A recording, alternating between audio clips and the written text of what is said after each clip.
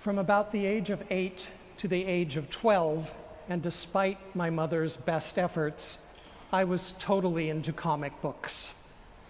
The cheapest ones, Dell Comics, were 10 cents an issue, but were mostly for the younger kids.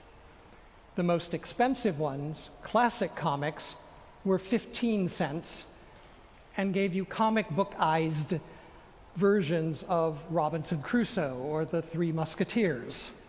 And I occasionally would buy one of those. But I spent most of my allowance on the 12-cent comics put out by DC and Marvel.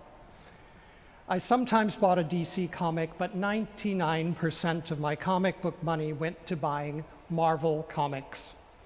Fantastic Four and Strange Tales were particular favorites of mine.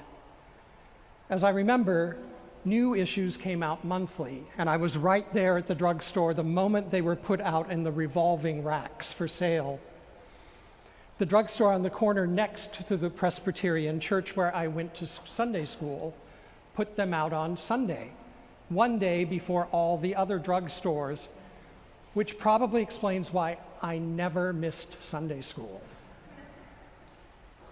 The adventures and exploits of the Avengers, Reed Richards, Sue Storm, and Stephen Strange captivated my friends and me, and we would spend hours reading and discussing them.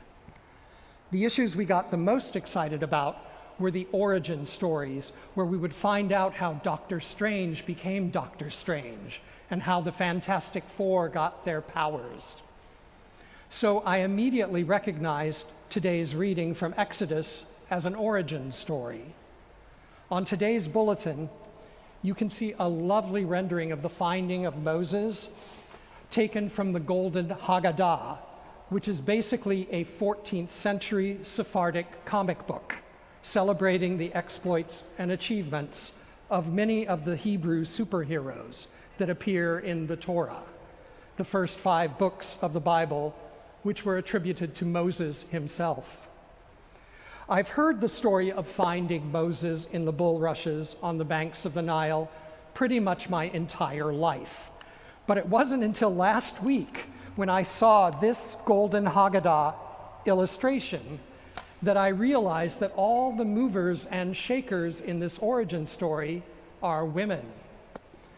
There's no Moses without the civil disobedience of midwives Puah and Shiphrah, Pharaoh's own daughter, her maid, and Moses' own mother, Jochebed, and his sister, all working together across national and political lines. I'm not aware of any other place in the Bible where so many women get so much attention and credit, and some of them are even named.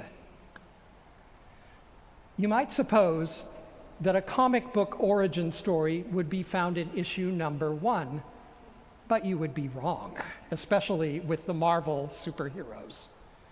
We would read about their exploits for months or even years, and then get a teaser at the end of a regular issue that said, next month, the origin of Dr. Strange, and our excitement could not be contained until that special issue came out.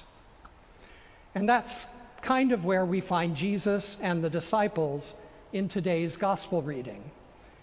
They're in the middle of their adventures, but they really haven't gotten to the origin story yet. Over the last few weeks, we've been reading through the Gospel of Matthew, and there have been plenty of adventures. They have heard Jesus preach and perform miraculous healings. They are sent out to preach and heal on their own, and they've watched as Jesus feeds 5,000 people from 5 loaves of bread and 2 fishes. And then they saw both Jesus and Peter walking on water. And now after all of that, Jesus calls his disciples together for a team meeting and asks them 2 questions. Who do people say that the Son of Man is? And after hearing their answers, but who do you say that I am? The answer to the first question is easy. All the disciples have to do is report what they've heard, and they all chime in. John the Baptist, Elijah, Jeremiah, other prophets. This is easy because they don't have to take responsibility for the answer. They're merely reporting the buzz, as Andrew Lloyd Webber would have it.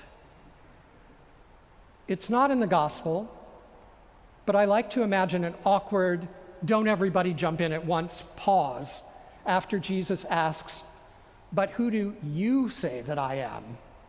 Or maybe it's just as it is written, and precipitous Peter just jumps in and says, "You are the Messiah, the Son of the living God."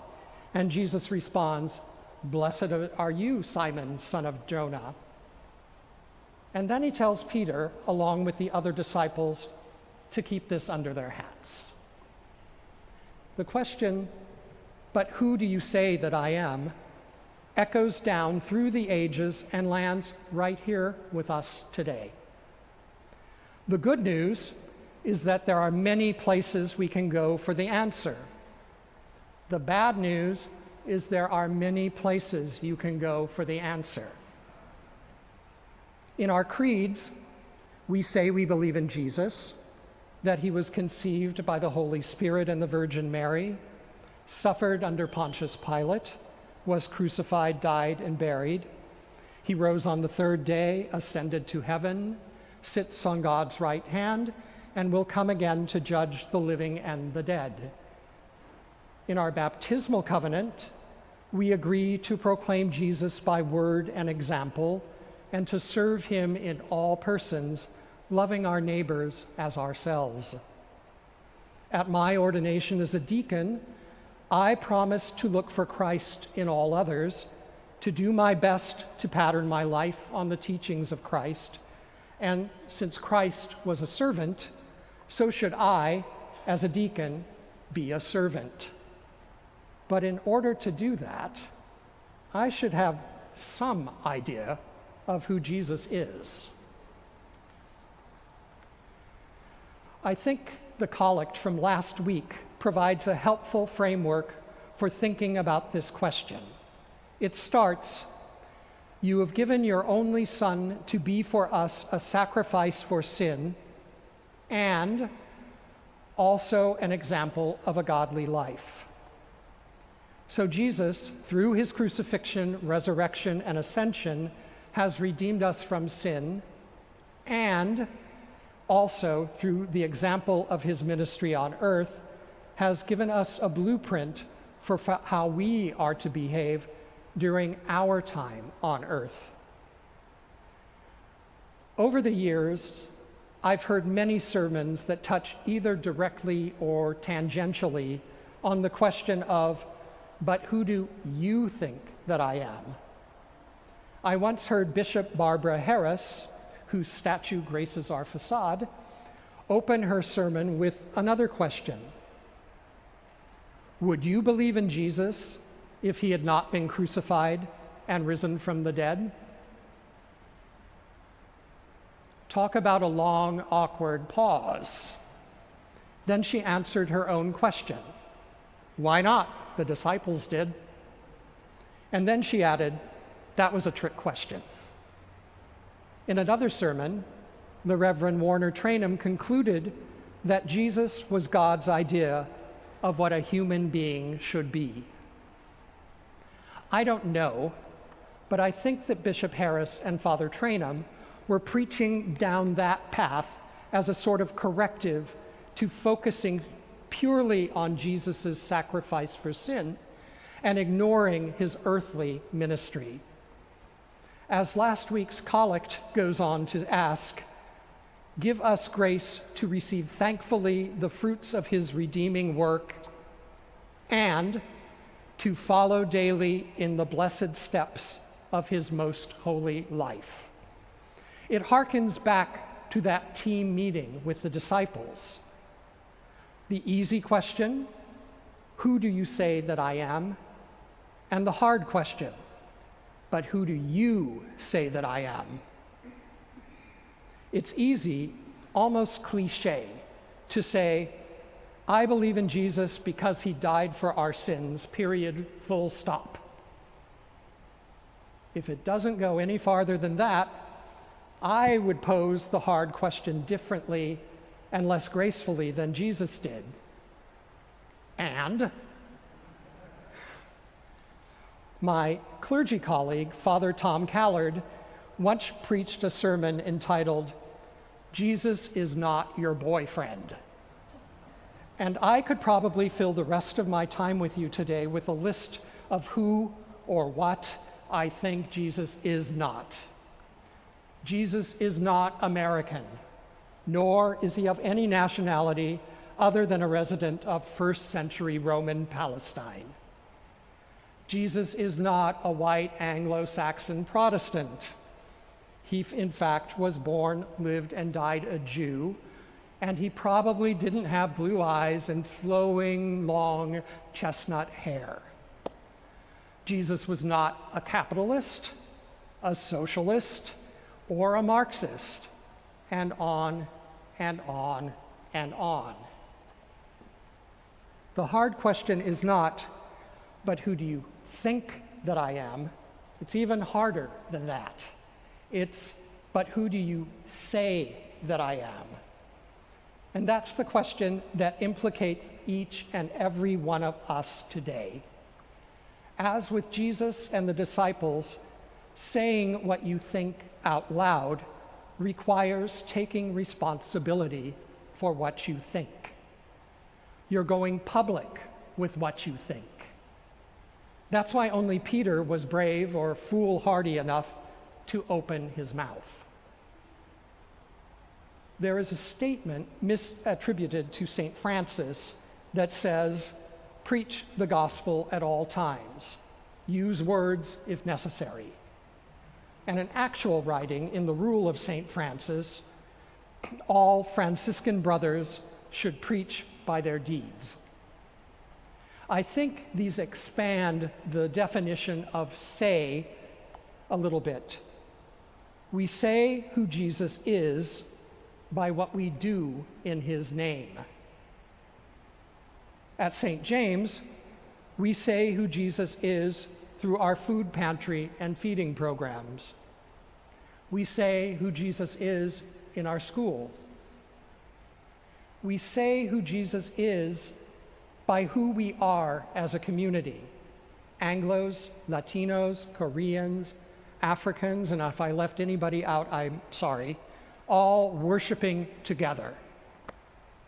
We say who Jesus is by the respect, dignity, kindness, and love with which we treat each other. We say who Jesus is in the beauty of our newly restored and yet very hot building, and in the beauty of our music. We say who Jesus is by our gatherings to celebrate an occasion or to mourn the passing of a beloved brother or sister. As a diocese and a national church, we say who Jesus is in our advocacy for immigrants and refugees in our midst. We say who Jesus is in our hospital chaplaincies and prison ministries. We say who Jesus is when the Bishop of Washington, D.C. pleads with the President of the United States to have mercy from the pulpit of our national cathedral. As individuals, we say who Jesus is when we take part in any of those communal ministries I've mentioned. We say who Jesus is when we donate money to charities and to people we don't even know.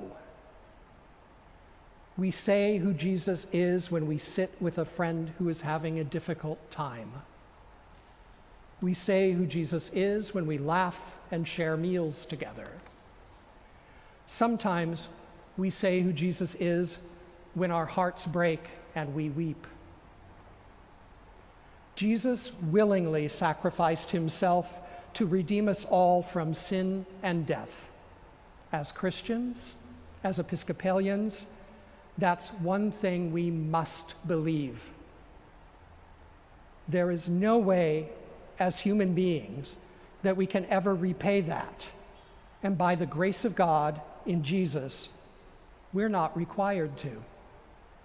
However, the only response to this great redemption is to pattern our lives on the teaching and life of Jesus as far as we are able and with God's help. None of us have the advantage that Peter had. Face to face with Jesus, he answers the hard question.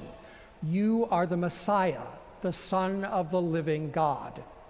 And Jesus confirms that Peter had found the correct answer. 2,000 years later, we don't experience Jesus as Peter did, but we are faced with the same question. In a few minutes, we will gather at God's table for our communal meal. As you line up in the aisle and kneel at the communion rail, use this as an opportunity to get help answering the hard question. But who do you say that I am? Just look at the people around you.